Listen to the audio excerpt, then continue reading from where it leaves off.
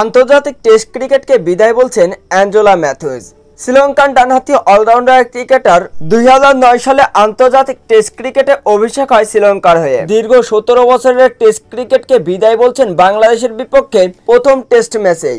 গত শুক্রবার অবশ্য আন্তর্জাতিক টেস্ট ক্রিকেটকে বিদায় বললেও অফিসিয়ালি ভাবে এবারে বিদায় দিচ্ছে অ্যাঞ্জেলা ম্যাথুজকে শ্রীলঙ্কান ক্রিকেট বোর্ড। বাংলাদেশের বিপক্ষে প্রথম টেস্ট ম্যাচই হবে তার ক্যারিয়ারের শেষ ম্যাচ। বিদায় সংবর্ধনার জন্য অবশ্য অ্যাঞ্জেলা ম্যাথুজের জন্য গল স্টেডিয়াম সাজিয়েছে শ্রীলঙ্কান ক্রিকেট বোর্ড। বিদায়ের আগে অবশ্য অ্যাঞ্জেলা ম্যাথুজকে জিজ্ঞাসা করা হয়েছিল বাংলাদেশি অলরাউন্ডার ক্রিকেটার সাকিব আল হাসান সম্পর্কে এবং তার টাইম আউট নিয়ে জিজ্ঞাসা করা হয়েছিল অ্যাঞ্জেলা ম্যাথুজকে। অ্যাঞ্জেলা ম্যাথুজ তিনি সাকিব আল হাসান এবং টাইম আউট সম্পর্কে বলেন, এটা ক্রিকেটে ঘটেই থাকে, এটা ক্রিকেটের একটা পার্ট, ক্রিকেটেরই একটা অংশ।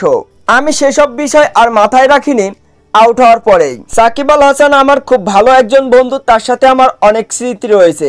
দীর্ঘদিন ধরে একসাথে খেলে আসছি এবং একই টিমে বেশ কয়েকবারও খেলেছি সাকিব আল হাসানের সাথে। সাকিব আল হাসান খুব ভালো মনের একটা মানুষ। সাকিব আল হাসানের সাথে বেশ কয়েক বছর আমি ক্রিকেট খেলেছি।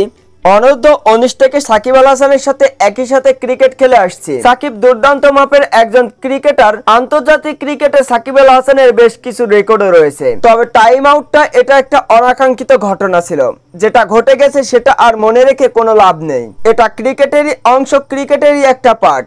তবে অ্যাঞ্জেলা ম্যাথুজ তিনি বাংলাদেশের বিপক্ষে টেস্ট ক্যারিয়ারে নিজের শেষ ম্যাচ খেলতে যাচ্ছেন। দীর্ঘ 17 বছর অবশ্য টেস্ট ক্রিকেটকে শ্রীলঙ্কান ক্রিকেট টিমকে সার্ভিস দিয়েছেন অ্যাঞ্জেলা ম্যাথুজ।